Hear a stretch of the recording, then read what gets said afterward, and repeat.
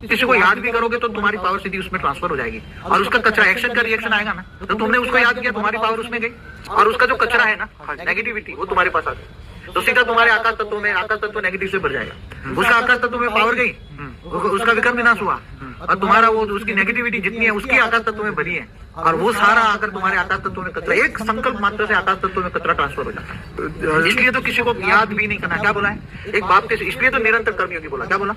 अगर आगे बढ़ना है बिजनेस में तो याद करो, बाप की याद में रहकर उसको क्यों याद करते हो? हजारों लोग हमको आपको डीलिंग करनी पड़ेगी, उनको मिलना पड़ेगा, उनसे बात। अगर तुम आत्मस्वरूप में रहकर डीलिंग करोगे ना तो उसका तुम उसको याद नहीं कर रहे ना, डील कर रहे हो।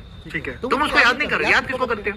जहाँ तुम्हारा उसके अंदर अटैचमेंट है। क्या तुम क्लाइंट को, जैसे एक डॉक्टर होता है तो डॉक्टर का दर्दी से वो अपनी ड्यूटी करता है, अटैचमेंट होता है। नहीं, सर्जन करता है तो नहीं, तो तुम रूहानी सर्जन हो ना। ठीक है, तुम आत्माओं के पावर को, तुम चाहो तो थोड़ी पावर सामने वालों को ट्रांसफर ऑटोमेटिक हो जाएगी ओरा के द्वारा।